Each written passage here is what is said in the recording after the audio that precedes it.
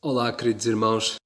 Saúde a todos com a graça de Jesus e fico feliz por podermos encorajar-nos de novo através da palavra do Senhor e desejo que ela esteja a ser também aquele conforto e aquele amparo que nós precisamos todos os dias, porque é a palavra que jamais falha.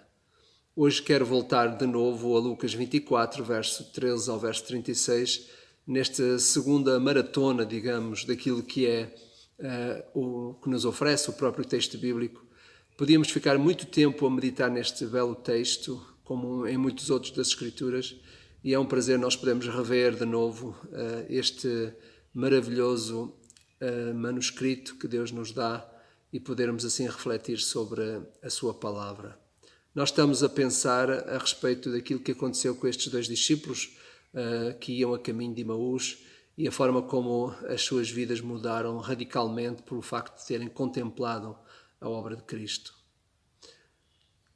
Houve um certo pastor que estava no leito da morte e já não conhecia ninguém. Foi visitado por um colega amigo e que lhe perguntou, quando chegou junto dele, se ele se lembrava dele. E o moribundo perguntava: mas quem é o senhor? Isto repetiu-se por várias situações, vários amigos que o visitaram, pessoas amigas, inclusive até o último foi o diácono da igreja, né? E também a própria esposa que lhe perguntava se conhecia, mas ele dizia a todos que não conheço, e perguntava quem era a pessoa. Até que uma destas pessoas lhe perguntou se ele conhecia o Senhor Jesus Cristo. E ele, com um ar de recuperado, respondeu: sim, eu o conheço há 40 anos. Que Salvador precioso! Ele, na verdade, continua a ser a minha única esperança. Há pessoas que nós jamais vamos esquecer por termos tido com elas uma verdadeira intimidade. Jesus tem sido, para muitos, essa pessoa íntima. Na última mensagem, nós procuramos responder à pergunta: o que é que mudou nos discípulos que iam a caminho de Emaús? Nós compreendemos que aquilo que aconteceu com os discípulos que iam a caminho de Emaús é conforme aquilo que foi a conversa que Jesus estabeleceu com eles, e conforme eles foram entrando em intimidade com Cristo, eles mudaram os seus pensamentos, os seus sentimentos e as suas vontades. É interessante percebermos que foi à mesa que os olhos dos discípulos se abriram. O verso 30 e o verso 31 refere-nos isso, quando diz: e aconteceu que quando estavam à mesa, tomando ele o pão, abençoou e tendo partido lhes deu. Então se abriram os olhos e o reconheceram, mas ele desapareceu da presença deles. Efetivamente, nós percebemos que aqui a forma que os discípulos encontraram de reconhecer Jesus foi de facto quando estavam à mesa. A mesa é o lugar mais íntimo onde todas as pessoas podem juntar. Foi à mesa, aliás, que muitas pessoas foram tornadas íntimas com Jesus e onde muitas pessoas acharam lugar para buscar intimidade com Jesus. O tema da mesa é hoje um assunto de debate teológico, não tanto pelo tema da mesa em si, mas pela maneira como Jesus abordou a mesa, a maneira como Jesus comeu à mesa. E o seu comportamento, de facto, em relação à mesa, atingiu aquilo que foi a consciência de muitos fariseus que, na verdade, não gostavam da maneira como Jesus referia os aspectos ligados à mesa. As refeições de Jesus com os fariseus representavam não uma experiência de encontro, mas de confronto. Aliás, diz Tolentino Mendonça no seu livro que escreveu a Bíblia contada pelos sabores. Mas Jesus usou a mesa como lugar de missão. Joaquim Jeremias, um importante biblicista do nosso tempo, chega a dizer que as refeições que Jesus teve à mesa são a mais significativa expressão do amor redentor de Deus.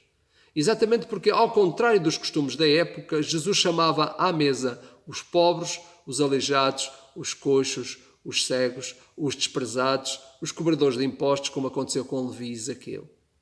Jesus proferiu muitos dos seus ensinamentos à mesa, com amigos e menos amigos, de tal forma que o seu jeito peculiar de partir o pão foi o elemento identificador para os discípulos de Emaús. É por isso, aliás, que eu estou sempre a dizer que podem convidar-me à vontade para uma refeição nas vossas casas, porque eu nunca serei confrontador nessas alturas. Comerei sempre o que puserem diante de mim. Alguns até estarão a dizer: que pena, pastor, agora não podemos. Pois eu já sei, não precisam lembrar-me disso. Agora não há mesma hipótese. Ainda hoje, também conosco, a intimidade com Cristo abre as portas à mudança dos nossos pensamentos, dos nossos sentimentos e também das nossas vontades. O mesmo confronto que os discípulos de Emaús tiveram com a realidade de Jesus ressuscitado é o mesmo que nós necessitamos ter. O povo de Deus precisa ser confrontado com a ressurreição de Jesus como uma evidência que afeta o nosso viver diário. A palavra diz que estamos a caminho de uma outra pátria. Paulo chega a dizer: mas a nossa pátria está nos céus, de onde também esperamos o Salvador, o Senhor Jesus Cristo, o qual transformará o nosso corpo abatido para ser conforme o seu corpo glorioso, segundo o seu eficaz poder de sujeitar a si todas as coisas. Filipenses capítulo 3, verso 20. Estamos cá ainda, mas já não somos de cá. Se somos de outra pátria, faz sentido que tenhamos um modo de vida próprio dessa outra pátria. Os cidadãos dessa pátria deverão ser pessoas com um pensamento, um sentimento e uma vontade ressurretas. Apoiado neste mesmo texto, a pergunta à qual tentaremos dar resposta hoje é: o que é que pode mudar em nós como resultado da ressurreição de Jesus? Eu tenho aprendido que a melhor forma de me relacionar bem com a vida é relacionar-me bem com Deus. É isto em que eu acredito acerca da vida. E digo mais, as minhas maiores crises, esta pode não ser a sua experiência, mas é a minha, aconteceram nos momentos em que a minha intimidade com Deus era mais fraca, apesar da sua graça nunca ter deixado de manifestar-se presente. A maneira como nos relacionamos com Deus afeta a maneira como nos relacionamos com a vida. Ninguém deseja atravessar momentos difíceis na vida. Ninguém fica a pedir a Deus que envie provações. Mas quando elas vêm à nossa vida, podemos ser mais fortes e mais íntimos com Deus. Foi, aliás, o caso de Jó. Depois de ter atravessado por todas as difíceis provas e desafios, ele chegou a uma conclusão. Aqueles momentos difíceis fizeram dele uma pessoa mais íntima com Deus. Recordo as palavras que ele disse depois de ter sofrido todos aqueles males. Jó capítulo 42, verso 5. Eu te conhecia só de ouvir, mas agora os meus olhos te veem. O tempo de prova que Jó passou aguçou a sua intimidade com o seu Deus. Mas o mais interessante é saber porque é que Jó conseguiu suportar todos aqueles momentos difíceis sem vacilar. A resposta ele deu-a no capítulo 19, verso 25. Porque eu sei que o meu Redentor vive e por fim se levantará da terra. Foi o sentido da ressurreição de eternidade que deu a Jó a fidelidade para ficar firme. Se Jó precisou de centrar-se no que era eterno para vencer as suas lutas, a mesma verdade será para nós também. É com os olhos postos no que é eterno, no que restou da ressurreição de Jesus, que os discípulos de Jesus podem enfrentar todos os momentos difíceis. Mas a pergunta subsiste: o que pode mudar em nós como resultado da ressurreição de Jesus? O texto bíblico ainda nos revela 4 outros princípios que nos ajudarão a mudar mais do que os nossos pensamentos, mais do que os nossos sentimentos, mais do que as nossas vontades. Em primeiro lugar, o verso 21 refere algo que eu quero chamar a atenção. Ora, nós esperávamos que fosse ele quem havia de redimir Israel. Mas depois de tudo isto, é já este o 3º dia depois que tais coisas sucederam. A primeira coisa é que a verdadeira fé não alimenta desejos redentores, mas sim pecadores redimidos. Há cristãos do nosso tempo a servirem-se da fé para alimentar desejos redentores. Voltamos outra vez aos discípulos de Emaús. Eles tinham fé em Jesus a fim de que ele pudesse redimi-los da opressão política e administrativa estrangeira. Eles podiam esperar do Mestre outras grandes coisas, mas essa libertação eles desejavam mais do que qualquer outra coisa. Pergunta-se: quais são as aspirações que esperas encontrar em Jesus? Pode estar tudo certo na forma como entendemos e até explicamos a nossa fé, mas isso não significa que o resultado dessa fé seja o que nós queremos ou desejamos. Deus não é o produto da mente humana, como dizem alguns ateus e agnósticos. O homem é que é o produto da criação de Deus. Por quanto maiores e nobres que sejam os nossos desejos, eles não podem fazer de Cristo o herói da nossa causa. Nós é que podemos ser heróis na causa de Cristo. A nossa fé não beneficia a Cristo. Cristo é que beneficia a nossa fé. A fé não é o que eu espero ver em Deus, mas sim o que Deus espera ver em mim. Os discípulos de Emaús esperavam que Jesus redimisse Israel, trazendo a liberdade a um povo que viveu subjugado uma grande parte da sua própria história. Mas como foi compreendido no sermão do domingo passado, Cristo veio para redimir a pessoa por inteiro, incluindo a alma, a parte imaterial da pessoa que somos. A fé que vem de Deus salva e redime pecadores, pessoas que reconhecem a sua necessidade de perdão de Deus para serem salvos da morte eterna. Deixem-me pensar um pouco mais além. O que importa nós sermos libertados desta grave pandemia que atravessamos, se não nos tornarmos conscientes da necessidade que temos de cuidar da nossa relação com Deus? Todos desejamos ser redimidos deste grave problema, seja pela via da vacina milagrosa, seja pela administração de um fármaco, seja por qualquer outra solução. Mas se nós não aproveitamos esta situação difícil para considerarmos a nossa condição diante de Deus e buscarmos a sua redenção eterna, estaremos a perder o benefício que o sentido da ressurreição de Cristo nos trouxe e nos traz hoje. A verdadeira fé alimenta pecadores redimidos pelo verdadeiro Deus. A palavra redenção significa trazer de volta. Como pecador redimido, eu sou trazido de volta à intimidade que eu preciso ter com Ele.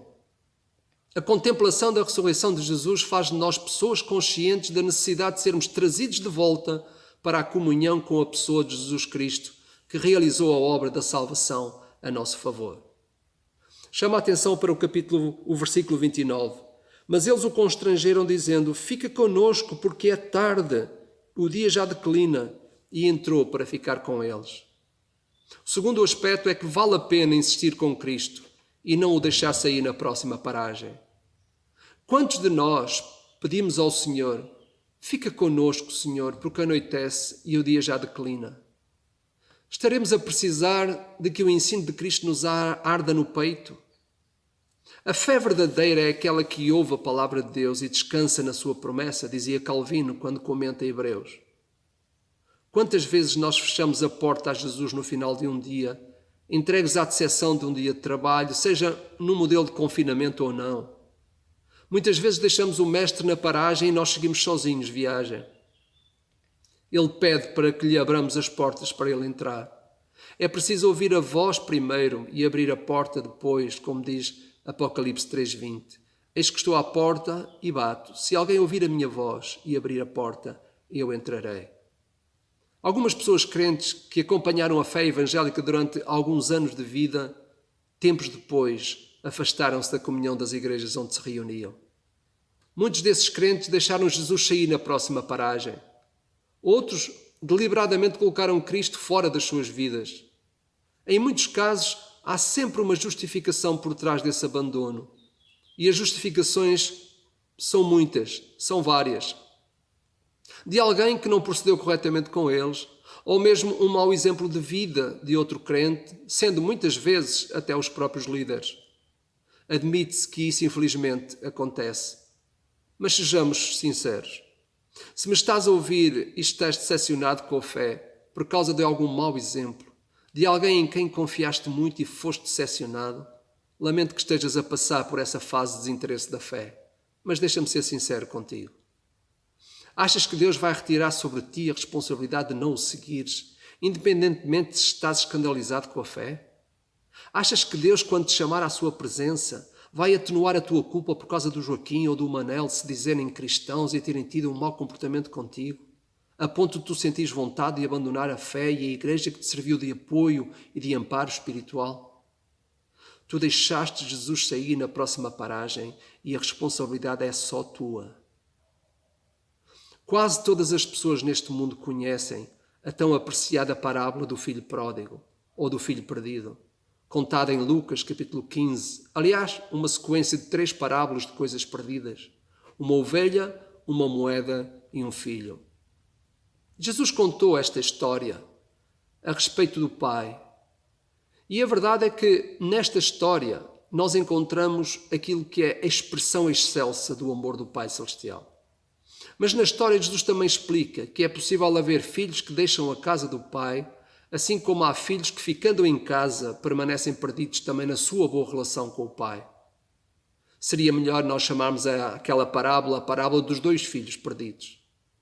Qualquer criança conta esta história melhor do que nós, adultos. Mas sabem, a parábola é tão profunda no seu ensinamento que não foi há muitos anos que me envergonhei por passar a maior parte da minha vida conhecendo tão bem a história, mas com tão pouco conhecimento do pai da parábola. Não foi há muito tempo que compreendi de forma mais profunda o amor do pai da parábola, que é uma prefiguração do nosso Pai Celestial. Mas antes de falar dessa descoberta, deixa-me falar de uma outra verdade que essa parábola ensina. Se é verdade que um dos filhos deixou Jesus sair na última paragem, abandonando o colo do pai, também é verdade que o outro filho se manteve no colo do pai, mas longe da sua intimidade. Em que situação se encontra você? Você é o filho que deixou sair Jesus na última paragem? Você é o filho que ficou, mas perdeu a intimidade com o pai? No plano do exercício da fé, há 2 situações que são muito comuns. Há cristãos que deixaram Jesus sair na última paragem e nunca mais quiseram fazer o percurso de fé com Jesus. Estes deixaram Jesus sair por muito longo tempo. E há aqueles cristãos que estão a deixar Jesus sair das suas vidas muitas vezes por curtos períodos de tempo.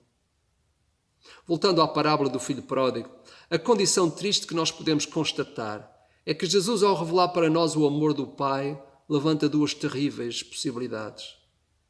Tu podes ser um daqueles que deixou a casa do Pai e foi para longe gastar a sua vida longe das regras e da intimidade com Deus. Mas tu também podes ser aquele que ficou em casa e perdeu igualmente a sua intimidade com o Pai. A verdade triste é que há muitos cristãos, uns que deixaram Cristo sair na última paragem e outros que permanecem no percurso da fé cristã, mas que perderam de alguma forma a intimidade com o Pai Celestial. Tenho descoberto também que há cristãos mimados. Mimaram-se a si mesmos. Deus não mima ninguém. Deus ama. E o seu amor é reabilitador, é restaurador. Em 50 anos de entendimento de Deus, nunca encontrei um motivo para me abandonar dele. Lamento as vezes que ele se aborreceu comigo e aborrece ainda hoje. Muitas pessoas vivem decepcionadas com Deus porque criaram um Deus à imagem de si mesmos. Se algum de vocês acha que em 40 anos de ministério cristão Deus sempre respondeu a todas as minhas orações, estão a falar com a pessoa errada. Por vezes ouço pregadores dizerem que Deus sempre respondeu a todas as suas orações. Felizardos esses pregadores. Só podem ser mais espirituais do que eu. Ou pediram pouco, ou têm um Deus que é o Deus que eu próprio não conheço. Tenho pedidos que fiz a Deus desde a minha infância, para os quais ouvi um redondo não. Outros um autêntico sim, e outros ainda aguardam uma espera. Deus é Deus e não é criado de ninguém, ainda que muitos tenham grandes expectativas à sua volta. Precisamos de buscar a intimidade com Deus através da companhia de Jesus nas nossas vidas. Precisamos dele nos bons e nos maus momentos. Talvez haja crentes a ouvirem-me que deixaram Jesus sair das suas vidas. Deixaram-no sair na última paragem e nunca mais quiseram fazer o mesmo percurso de fé para não terem que cruzar-se com Jesus de novo. Está na hora de voltar à casa do Pai. Há muitos que estão confusos, pensando que podem andar com Deus sem andar no caminho de Jesus. Está na hora de você voltar à casa do Pai, à intimidade com Cristo. Talvez você tenha perdido muitos anos fora da intimidade com Deus e por causa disso você não educou os seus filhos nos valores cristãos. Talvez você tenha entregado os seus filhos à educação do mundo mau porque achou que a igreja não merecia a sua confiança. Estive numa igreja que tantas vezes sentia tristeza no rosto de alguns membros, homens e mulheres na casa dos 80 anos, que estavam sós naquela igreja, porque os seus filhos que foram educados nos valores da fé cristã se afastaram dessa fé quando eram ainda jovens. Faltavam lá, junto daqueles irmãos queridos e fiéis, os seus filhos e os seus netos. Porquê? Porque os seus filhos tinham deixado Jesus na última paragem. O desafio só pode ser: voltem à casa do Pai E tu que permaneces na casa do Pai, aprofunda com ele a tua intimidade. Os discípulos de Emaús, apesar de não estarem muito seguros e até confusos acerca do Mestre que tinha morrido na cruz, eles não deixaram Cristo sair na próxima paragem. Vale a pena insistir com Deus. Jesus conta-nos várias parábolas a encorajar-nos a sermos insistentes e persistentes sem perder o temor. Talvez esteja na hora de você convidar Jesus de novo para juntar-se à sua vida. Talvez você o tenha deixado sair numa paragem qualquer da sua vida em que algo triste aconteceu, alguma decepção que o abalou ou um acontecimento emocionalmente forte que o atingiu numa fase de imaturidade espiritual. É você que perde quando deixa Jesus do lado de fora da sua vida. Muitos de nós temos amigos e familiares que estiveram no caminho da fé e deixaram Jesus sair na última paragem das suas vidas. Desafio-te a orares por esses amigos e familiares ao longo desta semana, para que voltem à casa do Pai Celestial. Esta é uma altura da fase da história do mundo em que nós temos que voltar a repensar os nossos valores e a nossa intimidade com o Deus verdadeiro. Em terceiro lugar, quero chamar a atenção para o versículo 32. E disseram um ao outro: porventura não nos ardia o coração quando ele pelo caminho nos falava, quando nos expunha as Escrituras? Quanto menor for a nossa crença na pessoa, maior a nossa dependência dos recursos, ainda que eles apontem para Deus. Tal como aconteceu com os discípulos de Emaús, podemos deixar de ver Cristo em pessoa para vê-lo através das coisas que para ele apontam. Talvez haja pessoas religiosas a ouvir-nos esta manhã. Muito bem, por serem religiosas. É bom para a moral de um povo haver pessoas tementes a Deus. Mas sabem, a graça manifestada em Jesus tornou as pessoas íntimas com Deus. Recordam-se o que aconteceu no momento da morte de Cristo? O véu do templo rasgou-se de alto a baixo, revelando uma nova verdade.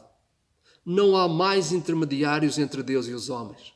Agora somos livres de ir à presença do Senhor chorando os nossos pecados, recebendo o perdão diretamente do Deus que fez a obra da salvação. Podemos ser íntimos com Deus através de Jesus. Não faz sentido tentar chegar a Deus pela porta do lado, quando é o próprio Jesus que nos desafia. Eis que estou à porta e bato, se alguém ouvir a minha voz, entrarei em sua casa. Há muitas pessoas sinceras que procuram Deus nas coisas que adornam a fé, porque têm dificuldade de relacionar-se com um Deus pessoal, um Deus real, que se fez homem, que viveu uma vida igual à nossa, perfeita, para poder assumir o nosso lugar da culpa e vencer o que nós não podíamos vencer por nós mesmos, a morte que nos separava dele. Deus pode ser conhecido pessoalmente através de Jesus. Muitas pessoas só conseguem entender a fé através de artefactos, símbolos. Os discípulos de Emaús só reconheceram Jesus através da maneira como o Mestre partiu o pão. Há muitas pessoas ainda no caminho de Emaús, perdendo a intimidade com Cristo porque só o conseguem ver através dos artefactos da fé. Quais são os seus artefactos de fé? Provavelmente todos temos. Quanto mais fraco for o nosso relacionamento ou a intimidade pessoal com Deus, mais necessidade sentimos da presença de Deus para a nossa fé sobreviver. Foi por essa razão que Jesus apareceu a Saulo no caminho de Damasco. Saulo estava cheio de símbolos de fé. Somente um encontro marcante com Jesus poderia fazer com que Saulo mudasse os seus pensamentos, os seus sentimentos e as suas vontades em relação ao Deus verdadeiro. Uma forma muito moderna de mostrarmos a nossa falta de intimidade é tornar-nos muito ativos. A atividade é um bom refúgio para a falta da intimidade. Muitos preferem dar lugar à atividade em detrimento da intimidade. Procuramos oferecer ao Mestre cultos centrados em algo que lhe agrada porque nos agrada a nós mesmos. E os cristãos de hoje chamam a isso adoração. Precisamos que o coração nos arda queimando por dentro, queimado pela palavra. Que importância deve dar-se à palavra na vida diária dos discípulos de Cristo? Jesus revelou para estes discípulos o que já estava revelado pela palavra. Que significado, que interesse, que importância tem na minha vida a palavra de Cristo? De que modo ela me anima, ela me ilumina, ela esclarece o meu caminho? A certa altura, o sentimento dos discípulos mudou. Algo começa a mudar por dentro, ou melhor, algo começa a mudar por fora, porque tudo muda por dentro. O coração ardia porque escutavam e ouviam o Mestre. Esvaziaram-se dos seus sentimentos de decepção e encheram-se dos sentimentos de esperança. Dissolveu-se a dúvida, desapareceu a escuridão. Entenderam o que era inexplicável por eles. O que faz arder o coração dos discípulos de Cristo hoje? O nosso coração, o meu e o teu. De que verdades alimentamos o coração e a vida? Quais são os nossos sonhos? Que motivos nos desanimam e deixam cair a esperança? Haverá discípulos da Igreja de Jesus a atravessar o caminho de Emaús? Há pessoas crentes, bons discípulos, mas que não conseguem ver a fé senão através de símbolos. Isso pode ser sintoma de falta de intimidade. Esse acervo, esse apego aos símbolos, aos costumes, pode ser sintoma de uma fé pouco relacional. Muitos crentes, por serem pouco íntimos, transferem para os símbolos de fé a relação que têm com a própria fé. Isso é cada vez mais sério nas confissões que precisam de intermediários. Contudo, há também, dentre as confissões evangélicas, muitos crentes que se apoiam em demasia em símbolos de fé. O cristianismo evangélico é uma fé assente no relacionamento pessoal com Deus, através de Jesus. Não fazemos orações através de santos, muito menos através de qualquer figura bíblica. A porta do relacionamento pessoal com Deus foi aberta através da obra do seu Filho Jesus Cristo. E esse acesso não precisa da ajuda de qualquer pessoa humana, esteja ela viva e muito menos morta. Reforçar esse acesso através de outros significa desvalorizar a intermediação do próprio Jesus, quando a palavra diz que Ele advoga a nossa causa e o Espírito intercede diante do Pai por cada um de nós. Essa falta de intimidade na sua relação direta com Cristo também faz com que muitos cristãos se apoiem em demasia em ingredientes secundários da fé. Em muitos casos, por causa dessa demasia no apego aos símbolos, muitos cristãos deixam de se relacionar e congregar com outros. Muitos líderes abrem novas congregações. Muitas pessoas afastam-se de caminhar na comunhão da fé cristã. Na maior parte das vezes, o que está por trás dessas divisões são diferenças ligadas aos símbolos e não à fé em si mesma. Podem ser diferenças quanto ao batismo, à administração da ceia, ao governo da igreja, às opiniões teológicas, por aí fora. Tenho aprendido na minha experiência pastoral esta incrível verdade. Quando um crente entra em conflito com outros e por trás disso estão os símbolos da fé, aquilo que essas pessoas mais revelam é a falta de intimidade com Jesus.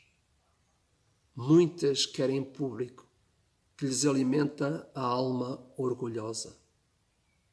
Há anos atrás preparei uma série de estudos para umas conversas que queria ter com colegas pastores. O tema era como lidar com membros difíceis. Depois alterei o tema para como lidar com os Alexandres do nosso tempo. Se você se chama Alexandre e está a ouvir-me, não leva a mal. Eu baseei-me na frase que Paulo usa quando em 2 Timóteo capítulo 4, verso 14, diz que Alexandre, o latoeiro, lhe causou muitos males. O que eu tenho descoberto nestas 4 décadas de ministério pastoral é que as pessoas que causam mal a outros líderes e a outros crentes são pessoas com grande falta de intimidade com a pessoa de Jesus. Pessoas azedas, pessoas constantemente mal dispostas, pessoas conflituosas, pessoas complicadas, são pessoas com grandes déficits de intimidade. No campo da fé, a falta de intimidade com Deus e os outros cristãos torna-nos pessoas difíceis. A grande verdade é que quanto mais nos agarramos ou agarrados estamos a estes símbolos de fé, menos íntimos somos capazes de ser. Ou melhor, quanto menos íntimos somos, mais necessidade temos de ficar dependentes dos símbolos da fé. Em conclusão, a intimidade com Deus descomplica-nos, torna-nos pessoas de uma fé mais firme, mais sólida, mais genuína, dentro e fora de nós, nas conversas e na própria vida. Verso 33. E na mesma hora, levantando-se, voltaram para Jerusalém, onde acharam reunidos os 11 e outros com eles. Cristo é sempre um bom motivo para as nossas inversões. Cristo foi motivo para a inversão dos planos dos discípulos que iam a caminho de Emaús. Até que ponto Jesus é motivo da alteração dos planos da tua e da minha vida? Até que ponto Jesus nos faz mudar de direção e retomar, na verdade, aquele que é o caminho certo e correto? Até que ponto é que nós alteramos os nossos planos e os devotamos àquilo que é a consciência de um Jesus vivo? Até que ponto é que Jesus faz ressurgir dentro de nós a vontade de o seguirmos e de realimentarmos a esperança do estado eterno da alma daqueles que hão de herdar a salvação? Com a presença de um Jesus ressurreto em nós, não haverá oportunidade para celebrar as mágoas da vida. É preciso vivermos a celebração da verdade de domingo. Cristo está vivo. A verdade da ressurreição funciona como uma espécie de atualização do software da nossa alma, quando mantém os nossos sentimentos renovados. Atualiza o teu sentimento cada dia, filtrado por uma verdade redentora. Jesus Cristo ressuscitou, está vivo e atuante, e isso tem implicações no nosso dia, enquanto discípulos assumidos de Jesus. Vive na tua vida a realidade da ressurreição, pois o grande teólogo Paulo dizia: se Cristo não ressuscitou, logo pois é vã a nossa fé e é vã a nossa pregação. Também sereis considerados falsas testemunhas, se assim for. Este é um momento propício para reavaliarmos a nossa intimidade com Deus através do seu Filho Jesus. Se você deixou Jesus sair na última paragem, está na hora de convidá-lo a juntar-se à sua vida de novo. Vinde a mim, todos vocês que estão cansados e oprimidos, e aprendei de mim. Se você se mantém ligado à fé, mas tem perdido a sua intimidade com o Pai, ou essa relação existe em função dos símbolos da fé, Cristo é sempre um motivo para as nossas inversões, pois ninguém pode ficar indiferente ao amor do Pai Celestial. Não quero terminar sem dizer-vos qual foi a grande verdade que eu descobri e aprendi acerca da parábola do filho pródigo. Havia um pequeno pormenor que ainda não tinha compreendido acerca do profundo amor de Deus. Não foi há poucos anos que eu entendi verdadeiramente esta verdade que estava oculta na parábola do filho pródigo. A parábola passa-nos a impressão de que o pai todos os dias aguardava a vinda do seu filho. Todos os dias aquele pai vinha às portas da cidade aguardando o regresso do seu filho perdido. Sabem, havia um costume em Israel que quando um filho tivesse algum comportamento pecaminoso ou abandonava a casa paterna, era como se estivesse a abandonar a cidade onde essa pessoa pertencia. Ao regressar à cidade, os anciãos da cidade levavam o jovem ao centro da cidade e quebravam um pote, um cântaro aos seus pés, significando com isto um ato legal da expulsão. Chamavam-lhe o pote quebrado ou o cântaro quebrado. Eu chorei quando entendi aquilo que eu não tinha entendido antes. O pai da parábola todos os dias ia às portas da cidade para ser o primeiro a encontrar o seu filho perdido, para que ele não viesse a sentir o peso da exclusão dos outros, e correu ao seu encontro a abraçá-lo, a fim de que ninguém o encontrasse primeiro. Deus é o Pai amoroso que todos os dias aguarda o regresso de cada pessoa à intimidade consigo. Há sempre lugar na casa do Pai para os que vêm arrependidos, reconhecendo que pecaram perante o céu. O colo do Pai Celestial é sempre certo, mas realmente o que não é recuperável é o tempo perdido longe da comunhão do Pai. Busca junto de Jesus o sentido eterno da vida. Volta à casa do Pai. Todo o tempo longe da intimidade com o Pai através de Jesus é tempo perdido, desperdiçado, mas a sua graça torna útil o tempo restante. Não há melhor colo que o colo de Deus Pai. É Jesus que nos leva até Ele. Deus abençoe a todos.